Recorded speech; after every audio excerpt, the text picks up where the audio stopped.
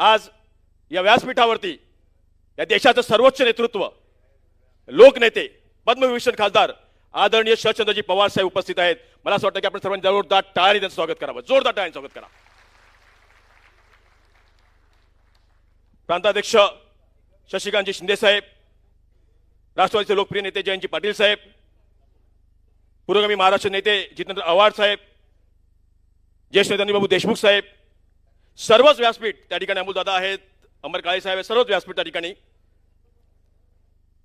आज खरं तर मला ओबीसीच्या वतीने 5 मिनिटं आपल्यासोबत बोलण्याची त्या ठिकाणी मला संधी देण्यात आलेली आहे, याचा मला आनंद आहे।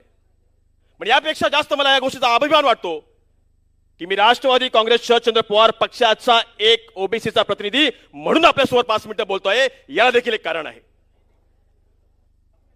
कारण ज्या ओबीसीला या देशामध्ये, या समाजामध्ये ओळख निर्माण करून दिली, ज्या ओबीसीला खऱ्या अर्थाने जन्माला घातलं, त्या आदरणीय शरदचंद्रजी पवार साहेबांच्या पक्षाच्या व्यासपीठावरती मला ओबीसीचा प्रतिनिधी म्हणून बोलायला मिळतं, याचा मला जास्त अभिमान वाटतो, याचा मला जास्त अभिमान वाटतो।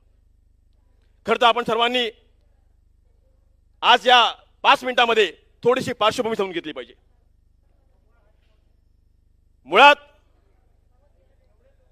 आपल्या सर्वांना ओबीसी हा कोण आहे हे सगळ्यांनी अगोदर लक्षात घेतलं पाहिजे। जितेंद्र आव्हाड साहेब नेहमी म्हणतात की ओबीसी हा शूद्र आहे, ओबीसी हा शूद्र होता। हो, हे खरं आहे, हे वास्तविक आहे। तुम्ही आणि आम्ही सर्वांनी लक्षात घेतलं पाहिजे की या समाजामध्ये ज्या वेळेला ओबीसीला त्या ठिकाणी आरक्षणाच्या माध्यमातून स्वतःच्या न्याय हक्कासाठी, समाजाच्या हितासाठी, समाज हक्कासाठी भांडावं लागलं, त्यावेळेला सर्वप्रथम म्हणजे ओबीसी हा शूद्र होता, हे ओबीसी लक्षात घेतलं पाहिजे। याची एक मोठी लढाई लढली गेली होती, ती हजारो आणि हजारो वर्षे त्या ठिकाणी ती लढाई लढली गेली। अमोलदादांच्या त्या सिरियलच्या माध्यमातून आपण पाहत असतो, ही लढाई मोठी होती, कारण ओबीसीचा गुलामगिरीतून स्वतंत्राकडे येणारा हा लढा, हा त्या ठिकाणी एक अनोखा आणि एक मोठा असा लढा होता।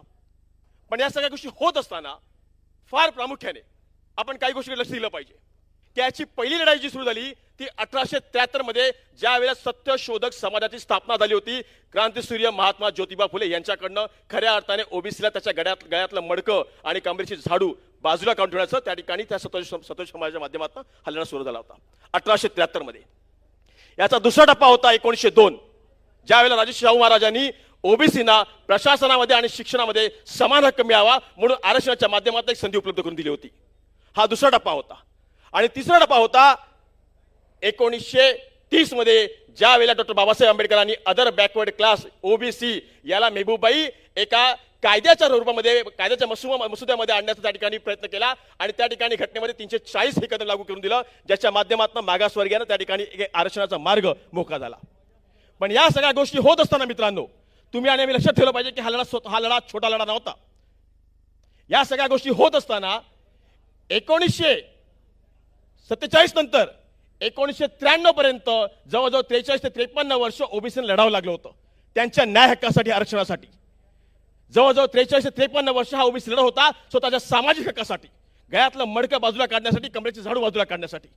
पण या गोष्टी होत असताना ओबीसीला खऱ्या अर्थाने जर सामाजिक न्याय कोणी दिला असेल तर फुले शाहू आंबेडकरांच्या नंतर शरदचंद्र पवार साहेबांनी या ओबीसीला न्याय दिला, तो म्हणजे मंडल आयोगाच्या माध्यमातून। कारण 1993 ज्यावेळेला मंडल आयोगाची अंमलबजावणी करायची होती, त्या वेळेला देशामध्ये विस्फोटक परिस्थिती होती मेहबूबाई, साधारण गोष्ट नव्हती ती। आणि अशा वेळेला जर हा मंडल आयोग लागू केला गेला तर देशातलं सरकार जाऊ शकतं, हे व्हीपी सिंगांना माहिती होतं। आणि त्याच वेळेला व्हीपी सिंगांनी हा विश्वास दर्शवला की जर सरकार गेले तरी हरकत नाही, पण या देशामध्ये ओबीसीना सामाजिक न्याय मिळाला पाहिजे, यासाठी मंडल आयोगाच्या माध्यमातून त्यांनी भूमिका घेतली आणि मंडल आयोग लागू केला, ओबीसीना आरक्षण मिळालं। पण इतक्यात संपलं नव्हतं। मगाशी मी म्हटलं ना, शरदचंद्र पवार साहेबांना मस्ती म्हणायला कारण आहे, इतक्यात संपलं नव्हतं। कारण हा आयोग लागू झाल्यानंतर महाराष्ट्रामध्ये याची अंमलबजावणी करण्यासाठी एक मोठं चॅलेंज होतं, एक विस्फोटक परिस्थिती होती, सरकार पडलं असतं। पण त्यावेळेचे मुख्यमंत्री आदरणीय शरदचंद्र पवार साहेबांनी कुठलीही पर्वा न करता ओबीसीना त्या ठिकाणी या महाराष्ट्रामध्ये आरक्षण करून दिला, मंडल आयोगाची अंमलबजावणी केली। महाराष्ट्र, गर्वाने सांगतो, महाराष्ट्र एक पहिलं राज्य होतं मेहबूबाई, जे त्या ठिकाणी ओबीसीच्या माध्यमातून, मंडल आयोगाच्या माध्यमातून शरदचंद्र पवार साहेबांनी ओबीसीना आरक्षणाचा मार्ग मोकळा करून दिला होता। मला असं वाटतं की यासाठी सर्वांनी, या व्यासपीठातल्या या सभागृहात सर्वांनी जोरदार टाळ्यांनी, कारण ओबीसींच्या गळ्यातलं मडकं आणि झाडू हे काढण्याचं तर काम कोणी केलं असेल तर आदरणीय शरदचंद्र पवार साहेबांनी केलं होतं। पण हे सगळं आम्हाला त्या ठिकाणी विसरतो। रविकांत गोपचे आलेत का? आलेत तिरोड्यावरनं। आम्ही सगळं विसरतो की आम्ही एक मंडल यात्रा काढली होती, गेल्या 30 वर्षाच्या कालावधीमध्ये 27 वर्षाच्या कालावधीमध्ये पक्षाच्या आजपर्यंत ओबीसीना सगळं काही मिळालं, पण त्या ओबीसीच्या माध्यमातून त्या ठिकाणी मेहबूबाई कोणी देखील आजपर्यंत मंडल यात्रा काढली नव्हती. या ठिकाणी कृतज्ञता म्हणून त्या ठिकाणी पक्षाच्या वतीने एक मंडल यात्रा काढण्यात आली होती आणि ही मंडल यात्रा नागपूरपासून अनिल बाबू देशमुख यांच्या त्या जिल्ह्यापासून सुरुवात केली होती. ती अखंड त्या ठिकाणी महाराष्ट्राच्या कानाकोपऱ्यामध्ये नेली होती.